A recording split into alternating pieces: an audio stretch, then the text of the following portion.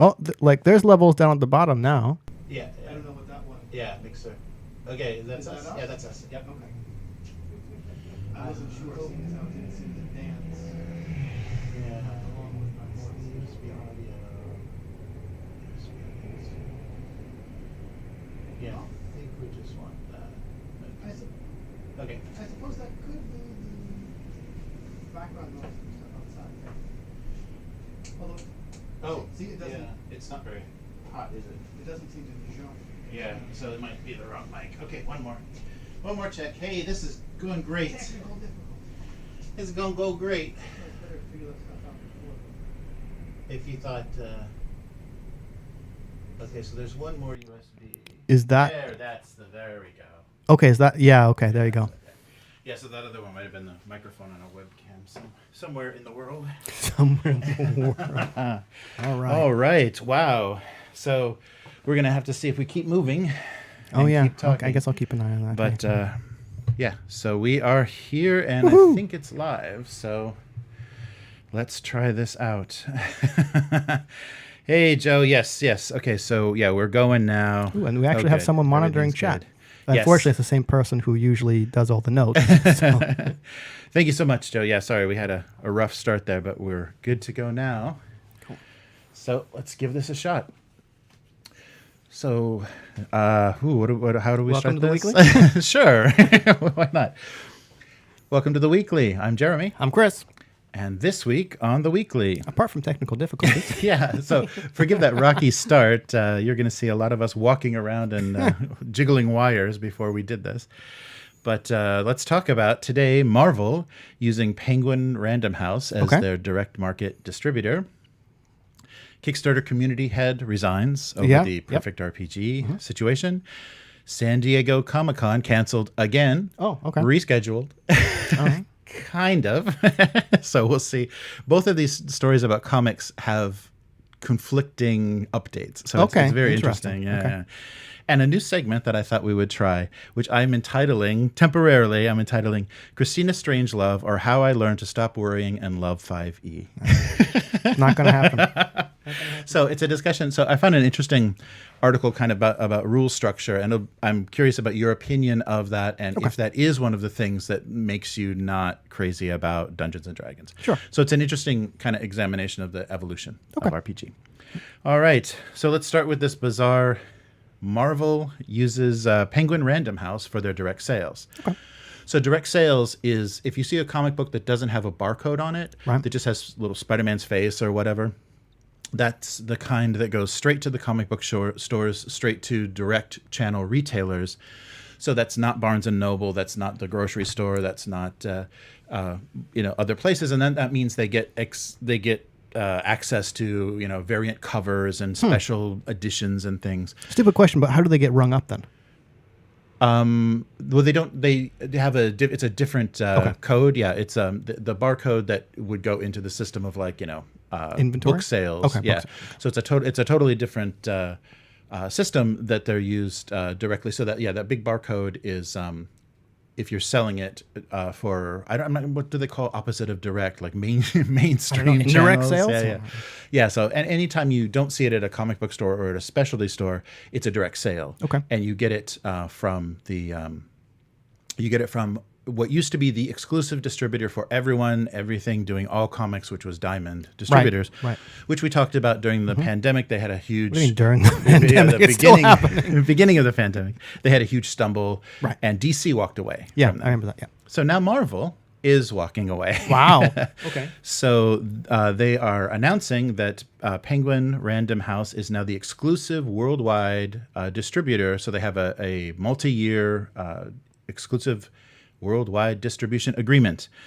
And so Penguin will distribute Marvel's new comics, titles, and graphic novels to the direct market.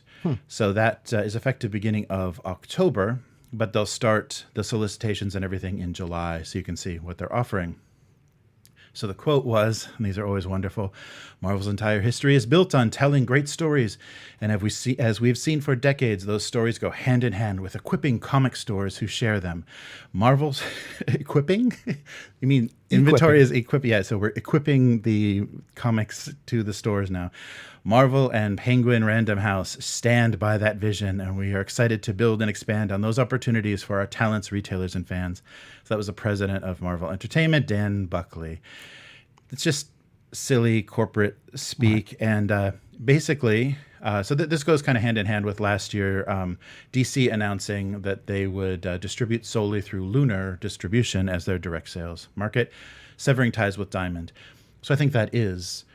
and that is an ongoing thing, and DC does no longer use Diamond. Now Marvel is leaving, but later that same day, when this press release was, when this came out, Diamond released a letter that says to retailers that said that their company has struck a deal with Marvel, and Diamond will continue to.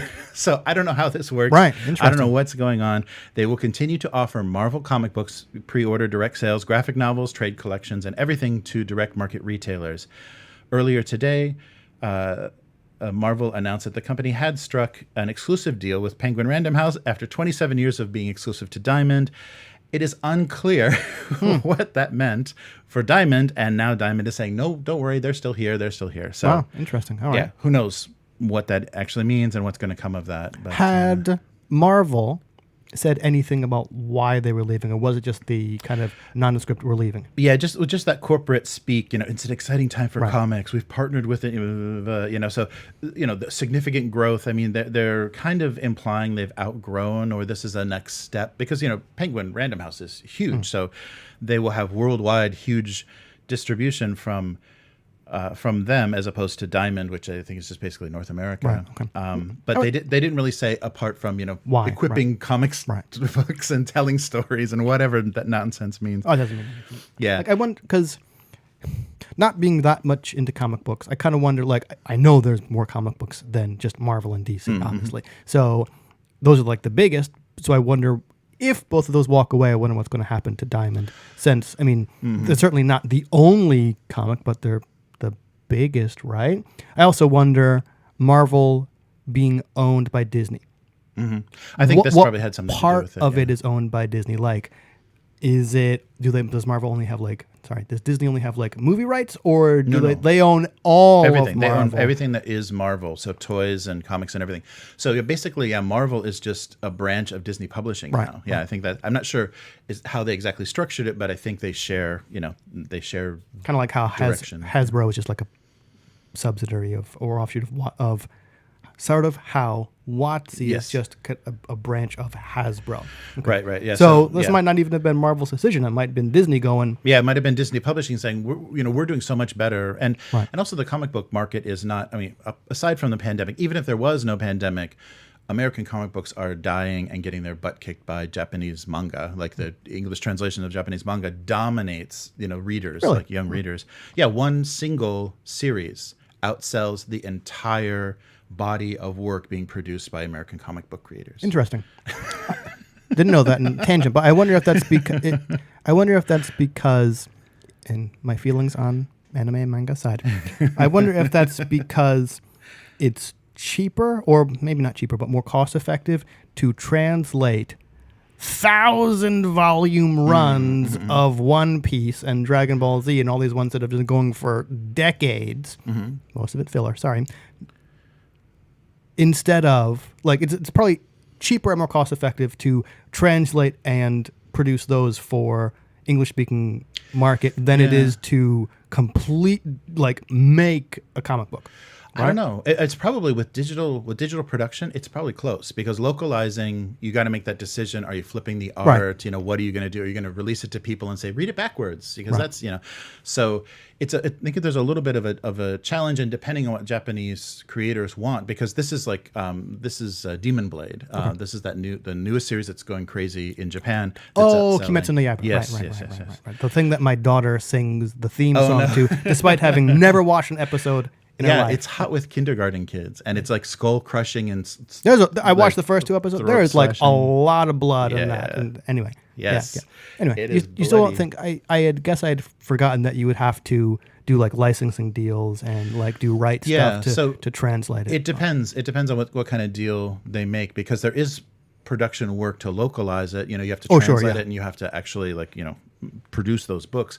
So I'm not sure how much, depending on what if you're comparing it to some dog food titles of comic books. That Ouch! Tell us how you really feel. Okay. that are just just cranked out. They don't really care what's going on. It may be actually pretty close. Oh, it might be, yeah. And I certainly was not saying that localization and translation and that production stuff is cheap. I just imagined it would probably be cheaper than completely developing I'm not a sure. comic book from scratch. Yeah, but people aren't paid particularly well, No, they as we will see in our next story about comic book industry incompetence. So how about that first segue? The San Diego Comic-Con is once again canceled this year. And so what does that mean? That means that, Don't go. yeah. So basically there are certain creators that rely on that for up to 40% of their annual income, because they can sell prints and posters, and sketchbooks are very popular. So you print a sketchbook, which is, I don't know, like a maybe 40-page, A4 single fold stapled book. You produce that for $2 a piece. You sell it for $20 a piece, and as long as it's got your signature on it, it has value and resale value for people. And you do a 1,000 Print run? print run of 1,000, and you net 18 grand, in one 5-day convention. And so you can do that. At You also have to sit there for a 5-day convention. Yeah, but actually, or your girlfriend or manager can do that. But the other thing, the weird thing that's going on with San Diego is, and IO9, the website IO9, their headline for an article discussing this is "What the fuck, Comic-Con?" Really? Wow. Okay. So WTF Comic-Con was the article that kind of caught me up on all of this. So they did cancel it, and we kind of suspected that because they canceled WonderCon, which is their spring in Anaheim, I believe, their spring by the same company managing in a smaller Comic-Con earlier in the year. But then they announced, okay, we're going to do it virtually as we did before. So July 23rd through the, I don't know, that doesn't look right. Yeah, July. So the end of July. July 23rd through like June 5 9th. days. Yeah, it was like, no, the 35th of July. So they're going to have, it's only 3 days. So it's 26th. They're going to have an online, Comic-Con at home. So it's just a bunch of Twitch streams and whatever. Maybe you can, communicate a little bit, but that's about it. But then they announced we will also be having a Comic-Con special edition. So the special edition will run November 26th, 27th, 28th. And wow, that's great. So it's going to be a scaled down, but an in-person Comic-Con. And the what the fuck comes from, that's Thanksgiving weekend. So you chose a weekend to have a live event, possibly that may possibly not be canceled. We'll still be at the risk of who knows what pandemic related during the second busiest travel season, as opposed to Christmas, in America. So let's be honest, nerds have no family, right? No, okay. That's seriously really no. I bizarre. had seen that because a lot of people on my feed were talking about like, okay, what is the deal? Why would you schedule it on Thanksgiving? Right. And I was kind of exposed to it from the side of, even if it's small, you're going to have like event organizers, caterers, and all these people, like all the service industry people, who will then have to work during Thanksgiving, during a pandemic. Yes. Who thought this was a good idea? Well, just like with the Marvel distribution, Comic-Con released a statement that says they are pumping the brakes on the idea of a Thanksgiving in-person event. So it was never intended to be a large gathering, reflective of the summer family gathering? As a shorter event, it was our attempt to start slowly and cautiously, while at the same time addressing the desire for fans to have an in-person show. There are still many factors that are unknown to us at this time, including space accommodations, travel restrictions, capacity restrictions, required safety protocols. While open to all, with the hope that we will be able to accommodate fans from all over, we understand that due to potential travel-based restrictions and challenges, Comic-Con Special Edition may be an event attended mostly by fans more easily able to travel to San Diego. So it's a local event, I guess. So they're backpedaling. They're not canceling it, I guess, but they are saying, okay, so don't, if you're on the East Coast, just kind of forget about it. Don't try to make it, don't make things too complicated. But like you're saying, yeah, there's still all the union, security and everything that has to operate that site. They're working that day then. Yeah, that's real weird. Yes. I don't know. Yeah, I got nothing against like a local, and I have no problem kind of saying like, okay, we're kind of gearing this towards a specific geographic region, right. But to say you're we're just testing the water, starting small on Thanksgiving. Yeah, let's do it on Thanksgiving. Why is that a good idea? But I mean, Comic-Con is such a huge source of income for so many different types of people, like in eBay scalpers and all kinds. Because there's always exclusive items and products that are produced at that time. People that you can get signatures from only at that situation in those kind of situations. So it's going to be weird. People are not going to listen to the only local thing. Yeah. They're going to come flooding in because every year they just take truckloads of items and put them on online auction sites. So that the financial incentive is going to keep people risking that and trying to force their way into a small local event. So it seems really ridiculous. I don't follow a lot of comic people. I guess. I don't follow comic news on social media, but just through liking art, I do follow a lot of smaller comic book or just artists in general. And so I was just hearing people talk about like conventions and stuff. I was obliquely aware of what percentage of some people's income comes from working those artist alleys and and selling the stuff they've come up with. So yeah, I'm sure the pandemic has blocked a lot of people in terms of what they would be able to make. So an in-person one, people are going to have to like weigh the pros and cons of maybe trying to make back some of the money they've lost by attending this convention versus we're probably going to still be in the pandemic and not going. So yeah. And with a scaled down event, so most of those indie artists are not going to be able to make it. I'm sure not, they're going to go directly to the big guys that, the names that are going to help, establish or maintain their reputations and say, okay, we've got these Marvel artists, we've got these DC artists. And it's, if it's scaled down, the demand, it was already so high for a full Comic-Con that a scaled down Comic-Con is going to be insane. I mean, there's going to be people, probably they can, have some the fees could be amazing. They could actually I didn't think about that. Yeah, do like 10 times fees, booth fees and stuff just to get people there because they are so desperate to have some sort of ouch, in-person thing. But so the comic industry in America doesn't seem to know what the hell it's doing, and it just has contradictory press releases for two news stories in the same week. So that was really bizarre, and both comic related. I thought that was very funny. So if you want to spend your Thanksgiving in San Diego, make your reservations now. As opposed to home? Yeah.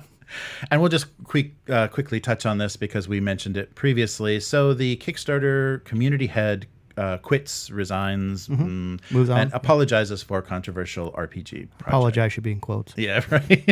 At least from my opinion.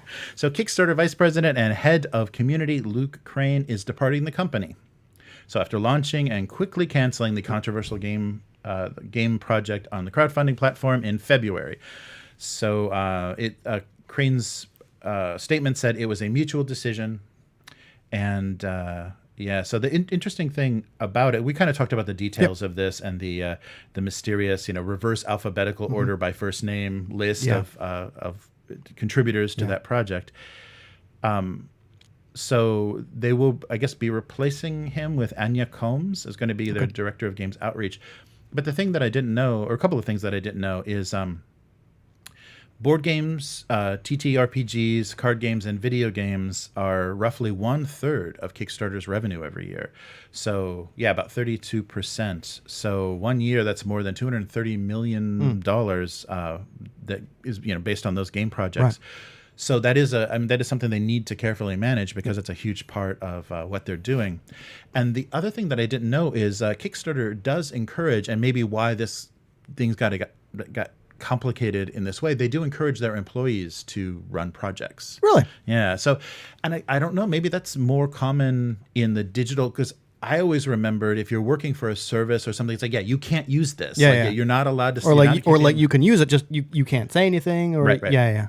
Yeah, so you're not actively, we can't say our employees are actively doing this, but I guess eBay and a lot of companies are openly doing that. And of course, you're going to have inside information. You're going to have access to, being recommended or whatever better, because you can just go talk to the programmer and say, can you put my project on the front page today?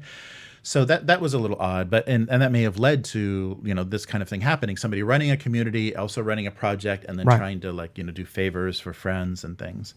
So it's not a great idea. But no, I think that's why you kind of don't generally are discouraged from doing that, right? Yes. Because even if you have the best intentions, it kind of ends up being messy. Like I talked before about how quickly I saw it is, or easy I see it is to slip into nepotism, gang. Hey, I put out this thing. Do my friends want to work on it? Mm-hmm. Oh, that looks real bad. Yeah, right. So, yeah, sorry, we won't be hiring you because I've hired all these friends. Yeah. My nephew seems to be interested in this. Yeah. Yeah, so that's the end of that for now. And it's Kickstarter's having a lot of silly things going on because, as you remember, they had their kind of purge of the union organizers. So they unionized in 2019 and then had some layoffs that just happened to coincide. I had forgotten about that, yeah. So it just happened to coincide with, and you were one of the union organizers, right? Well, we don't need you anymore. Yeah. Well, you've decided to leave, haven't you? Yeah. So it's growing pains. I mean, if they are, getting close to $1 billion of, revenue in a year, I guess not that close, but like 3/4, then, they're going to have these growing pains and stuff is going to happen. So we'll keep you posted. Because it does, and that's the sad thing though, is this is affecting and tied to the tabletop community because it's a good way for independent creators to get things out there, to kind of not have to risk, as an individual that would have to do a second mortgage on their house to publish your game. You don't have to have those risks because you can gauge interest in advance, collect fees, money in advance. I think there are kind of alternatives popping up in terms of like Indiegogo and itch funding, and I guess also for my brain turned off. Also for Kickstarter, just through some people I follow, Kickstarter is not available for you to be a creator in an overwhelming number of countries, right? So it's also kind of like, on the one hand, sure, it is this great tool that people can use to produce something that they would not ordinarily have been able to fund, but on the other hand, it's not accessible to a wide swath of creators across the world, which is kind of a problem. Yeah. And I'm sure it's nothing to do with Kickstarter, but just kind of like how things get electronically paid for and yada, yada, yada. And they're probably beholden to like PayPal and all these other kind of stuff, but it's still not great. Yes. And we have frozen. Oh, look at that. I wasn't paying attention. So let me see. No one can see the thumbs up I just gave. Yeah. If I can get us back. Hey, we're back. Okay, there we are. Cool. Oh, sorry. Now everyone can see my gesticulation, and this is why we need to hire someone to watch the stream. Hey, we've got Joe. Joe just said you guys are frozen. Too bad we weren't looking at it. Yeah. Right. Thank you, Joe. Yeah. The discussion and the peripheral vision thing is a little difficult. All right, so now we're moving. I still try and talk to you like it's a conversation rather than this way. Yeah. So that's how much we didn't care about that Kickstarter story. We didn't even move when we were talking about it. All right, so let's move on to this kind of last thing. Ooh. So so I just had this idea of as topics came up that I thought were kind of interesting. In tabletop, I wanted to bring them up with you and kind of get your opinion, and it'll help. It all sucks. How about that? It'll be kind of like playing Battleship. It's like, is this it? No, hit, miss. Like, am I getting close to like? Little do you know, I cheat. I don't actually put my ships on the board. Yeah, that's right. Get your ships in your pocket the whole time. Miss. I'm entirely white pins on my board here, but. So inspired by the full title of Dr. Strangelove. So Christina Strangelove, or How I Learned to Stop Worrying, and maybe explain my hatred of 5e, something like that. Yeah, something about your relationship with 5e. So there was another interesting Cannibal Halfling Gaming post, and they've got a really interesting blog. Sometimes I really get stuck on some of the pieces that they write because they bring up interesting things. And this is talking about kind of the role of the GM, the DM in a game, and how it was established with Dungeons and Dragons, and then how it's evolving. Okay. Yep.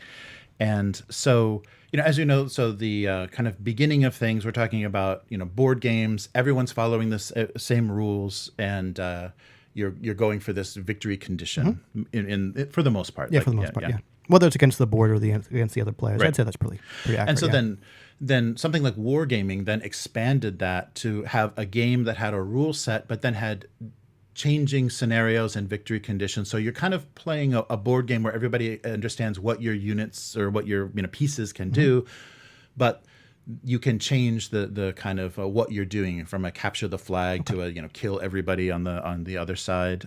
So objectives can kind of change. Okay, so kind of like same rule set, different objectives. Right. Okay. And so then role-playing coming out of wargaming started to also play with that idea. So they talk about the first, like the earliest Bronstein campaigns kind of walked away from that idea of a simple win-lose condition for victory, for an objective. And because it was kind of based on diplomacy, kind of that model. So that, there was negotiation and diplomacy happening that people didn't know about. So moving parts that kind of manipulated things in the game. And it wasn't, win or lose. So obviously it wasn't, an on-off kind of state. Right. So every traditional role-playing game from the first edition of Dungeons & Dragons onward has had rules for the players and then separate rules for the person running the game. Okay. Basically, you have the player's handbook and the dungeon master's guide. You're all kind of, that world has to have, understandable mechanics that the players can do. The DM knows what they are, but it's kind of, very different rules that you're running the game by. So the strange thing, though, that happened that this article talks about from the very beginning of Dungeons and Dragons is it wasn't very clear as a DM how you run the game. Like the explanation of the game was a little vague. And so it became kind of a tribal oral history kind of process where it's like once you were brought in as a player and saw somebody run the game and say, wow, I love how they did, but I would do it like this. It became this knowledge that was passed on and never written out. And so it was kind of, teach one, like run one, teach one is basically what you're doing at the same time. So that combination of like written and then tribal knowledge created this barrier to entry of early role-playing that I think what more recent role-play systems are trying to get around. So that, so that kept a barrier to entry. But then you had things like starting in 2000, you had things like Burning Wheel came out by Children of the Forge, and that had specific mechanics to help the GM kind of craft what story the players wanted to tell. Apocalypse World in 2010, the GM gets their own set of rules, or their own set of moves that are in parallel to the player moves. Right. So they are, and so that evolution is a little bit about the GM doesn't need rules? separate rules that are completely invisible to the players. He just needs to. So he is just another kind of player, I think, is the more modern thinking of that. Well, I guess you're right. And looking at Apocalypse World and then reading Dungeon World, something kind of clicked when I read Dungeon World. I went, oh, like if you're running a D&D game, I saw a lot of people kind of balk at the idea of GM moves, and I said, when I finally figured out, I said, GM moves are not anything different from what you do when you're running a game of D&D. They're the best practices, just codified as sort of a set of things the GM does. And that's when I went, oh, right. Okay, I kind of understand what GM moves and all these moves do now. Nice. But I even broke Brighthammer into 3 little books just to mirror D&D. Yes. I think there's, for some types of games, the GM rules are rules that the players don't need to know. And that doesn't mean they shouldn't know. Right. It's just, largely speaking, most traditional games, players run one character. And so the rules for running that character are all they really need to know to play the game. Whereas the GM is pretty much in charge of everything else, like the weather, travel times, all that stuff. So I kind of understand why there would be some separate rules for the GM, only because giving them to everybody has the potential to be information overload. And also rules lawyering. It said here D6 for the rain. I think that's a completely different thing. But I think what it is possibly, I'm trying to think of the relation word. I think that's one of the effects that having a separate set of rules for the person who runs the game as opposed to the play of the game like rules lawyering can come out of that, and the antagonistic GM thing kind of can come out of that, because I have this secret tome of rules that are just for me that you don't get to look at, and it says here that I can do this, right? So I think that that's an effect, not necessarily in all cases, but definitely a possibility. Yeah. Right. Yeah. So it talked about the basically, in early role playing, the DM's role is, explaining, first What you figuring see. out, so what the players need to know for the activity of what they're doing. And basically that's, because of the name, it's kind of in the name, in exploring dungeons, killing monsters. So you have to know combat, you have to know, investigation. And, then the other role of the other rules that a game master would need is, how do you stage those activities? Like, how do you determine difficulty? How do you determine what opponents show up? And then, how those rules would then apply to them. So the interesting thing that they said that may have come from the very beginning, and kind of the business model of early role-playing, once it became TSR and they were publishing, they're trying to sell books, is they don't want to teach you, they don't want to give you a set of rules for creating your own adventures very specifically, because they've got modules that they want to sell. So, a module kind of takes the how-to, a lot of the how-to out of DMing by saying, lead the players through this. And so there wasn't a need. I mean, and you could, but then that kind of, reverse engineering, like playing a couple of modules, running players through a party through a couple of modules that you like, say, okay, now I think I get what they're doing.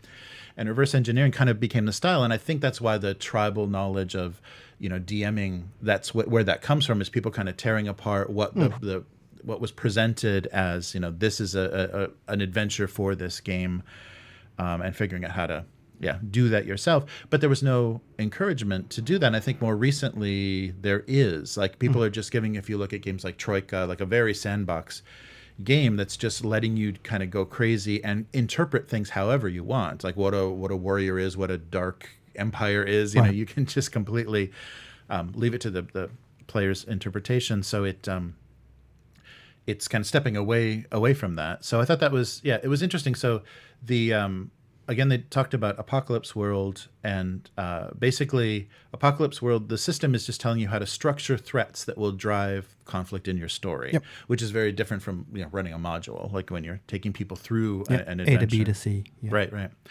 And it takes a huge step towards casting, and I think I've mentioned this, cast the GM as a different kind of player rather than a singled out person that has to write and host a game. And that, so low prep, I think, is a thing that's kind of evolved with. I've kind of, not that I'm necessarily turned off on low prep, but like I kind of assumed low prep as well. But then I think I now subscribe to the idea, and we're still not frozen, okay, cool, that there's different kinds of prep. Because many times as I say online, where I improv fucking everything, right? And I sound kind of snooty when I say it, and just like roll up, I haven't gone, I got a list of names, and that's fucking it, so let's go. But the prep has come from kind of not necessarily researching the genre, but like brainstorming ideas, or, in downtime coming up with things or people they might encounter or might happen, or even putting together like a Pinterest board of blasted landscapes to run Apocalypse World. So it's a different kind of prep, but saying low prep kind of says it's, or can lead to the impression that it's less important or more important than other kinds of prep. So I've kind of not soured, but moved away from saying low prep to just kind of saying it's a different kind of prep than reading through a module to figure out how to run a game. So. Yeah, I think it's interesting. People and tastes are kind of evolving and changing, and there's also, that push, kind of the indie scene is also pushing people back to kind of OSR, and a lot of the things that's coming up with OSR is kind of rehabilitating the use of tables, creating interesting tables that give the flavor of a world and using those to craft things. So you're not running through a linear adventure that you're railroading players through.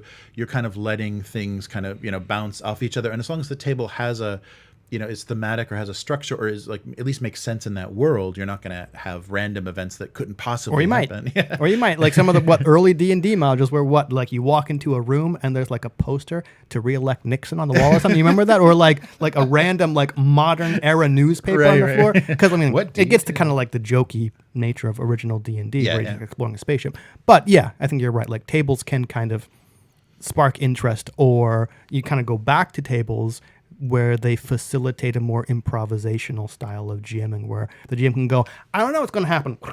Oh, this happens. And then, like, it doesn't do all of the work for you because you still then have to, like, usually flesh that thing out or find out a reason for that thing being there when the players go, well, what's it doing here? And you have to, like, make something up on the spot. But it's just, like, another tool to kind of I was just about to say reduce the amount of prep you have to do maybe before the game, right. rather than during the game. Yeah. No, that's true. Yeah, and I've even heard, so that's the thing I think that's helping affect this and helping disseminate that tribal knowledge is YouTube and actual plays and things. You can, without ever experiencing, not even owning any of the books, never having played the game, you can watch someone play almost any system that's out there and see, you know, how how a session of that feels, you know, with that particular group, but see how they're doing things to see to find out if that's even something you would want to do. Which Group is very definitely different. affects that. Yeah, I've noticed that for me because, like I said before, the primary reason I watch APs is mostly to see how a system plays. And for some people, their primary goal is entertainment. Right. And sometimes I've like watched an AP and gone, I don't know how to play this game because you're not actually playing it, right? You're just kind of sitting there bullshitting with each other, which is totally fine. Like if that's what you want to do, not why I want to watch. Right. And one of the DMs that talks a lot, it kind of like is making their own perfect version of Dungeons and Dragons, like has the memories of what they liked about what they played and is kind of making their own version of it, actually doesn't even show the player's handbook and just says, you know, what kind of character do you want to do, what kind of spells or abilities do you want to have, and then just ask them, so what do you do in that situation? Right. And they are just kind of narratively saying that. He's like, okay, let me figure out mechanically how that should work. And so taking away completely the mechanics of the players and just giving them a interactive kind of storytelling experience, but still having the mechanics of that game, you know, happening behind the scenes. So yeah, there's a lot of different kind of approaches that can absolutely go either way. And I've actually done that approach because I remember back when we were playing 4E trying to introduce a new player, I said before, like we played Twilight Imperium 3, I think, like with this player board game. So they were not shy about just diving into a massive rule book. But before the game, we said, here's the player's handbook. Boom, make a character. And they looked at it and went, nah, brah, like I'm done. And like that really taught me like that's not going to necessarily translate over. And so what other times I've introduced people to the games, I've sometimes handed them a player, like a trimmed down moves sheet because we were playing Dungeon World. Right. And sometimes I see like their eyes glaze over and I go, okay, never mind. Let's turn that over for right now. What kind of character do you want to make? And then going, okay, what do you want to do? So I've done that as well. Kind of this seems scary to you or intimidating. Let's just take that away and show you that that's kind of ancillary to what we're doing or not necessarily. I mean, it can be abused from the GMs that go, oh, you don't get to know the rules or don't get to see anything, you know? Yeah. But right. I think it depends on the group and the player. Yes, yeah, but definitely. I still want to do a horror game where it's like, nope, you don't know anything about yourself. Yes. Yeah, right. Yeah, that's true. And I think especially maybe for younger players, not having them dealing with mechanics would be really fun because they would kind of understand what you're trying to do in the session. And then as they're older and can do the math and everything, they can start to enjoy that. Yeah. But so going back to the theme of your love or hatred of 5e. So 5e has, it seems, gone back to that kind of taking away, because we got to sell Ravenloft and we got to sell Temple of Elemental Evil, like, you know, Redux. Take away how to do this, where the community is kind of like showing you examples, and there's a lot of YouTubers that are really talking about being a good GM, what types of things to do, like little tricks and approaches to handling a character or NPC creation and things that make it easier. So is that one of the things about Dungeons and Dragons that's just like, that weird, there's a correct way to DM. We're not going to tell you what it is, but there is. Yeah.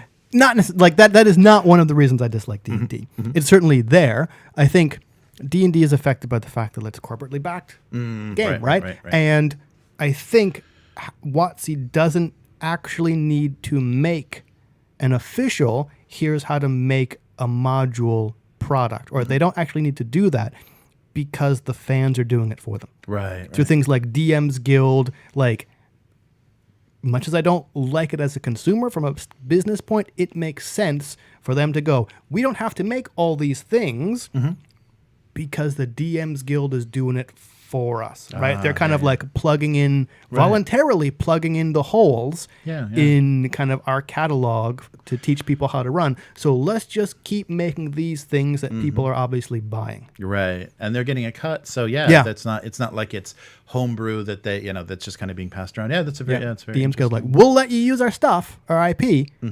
We'll take a large cut and kind of say yes or no if something gets real out of line. But you have immense credibility then if you're publishing. We'll also dangle this carrot of maybe using your stuff in a published adventure, or maybe bring you on as a freelancer, and then go, never mind. Yeah, I'm not cynical. Yeah, so interesting. So if as these kind of things come up and people are talking about, kind of the contrast and evolution, I'll keep bringing these things up, and we'll kind of see if we can figure out exactly. I mean, I definitely think I understand the corporate angle of it, because they're just interested in selling dice and books and pre-printed miniatures, and that contaminates. Even if the people who work on the project have altruistic goals in mind and actually love the game, stuff is still kind of tainted somewhat from it being run by a giant toy conglomerate. Yeah, they want to sell toys. Yep, that's it. And I can't blame them for it, but I can still go, cool, not buying it. Right. Yeah. Yes. So we have the mother's screen for the Alien RPG on the table, and I was going to pass that off to you, but you said that there may be some due to the rising coronavirus numbers in Osaka, the game may be canceled. Possibly not. But I still would like to use it if it is not, and I think I'll find out fairly soon. Okay, cool. But that does give me more time to come up with all the stuff for definitely. the adventure, which I kind of been slacking on. Yeah. Very cool. Yeah. So I hope that happens, and I hope we hear about it after it happens. So So where can people find you? On Twitter, as always. That's Hivemind, HYVEMYND. I've actually put Conan the Salaryman on hiatus because work just sucks, and there's no interesting stuff that's come out of it. I have started doing my solo Ironsworn game again, though. Oh, cool. At a reduced 2-a-day post. Nice. Just because I started watching the History Channel show Vikings again, and I got, this is pretty cool. You know what game I could play this in? Ironsworn. All right, let's go back to that. Yeah. Excellent. Oh, that's very cool. So that's on your main Twitter account? Nope, that's a separate one that I guess I'll put a link to. We'll give a link to everything that you're up to, and as well as your itch channel as well, so people can check out Brighthammer. All right. Cool. So that will do it for this week. And sorry it was so. We only froze once. Yes, but we noticed. We froze at the beginning and we froze in the middle. But we were talking about Kickstarter, so it doesn't need gesticulation, I guess, to. I can't not gesticulate. So thank you for joining us, and I will jump on the chat after Chris departs. So I will catch up with everybody that was watching, and thank you again for helping us through the technical difficulties at the beginning. I'll trim those off, of course, for the audio version, so you don't have to hear in your podcast. And we will be back next week. If you'd like to support this podcast, please consider becoming a patron. So patreon.com/idleredhands. Aren't they called weaklings? Yes. Pledge as a weakling, and we will know that you are enjoying what we're doing. We'll be back next week. See you then. Later, mortals. Goodbye. Ooh.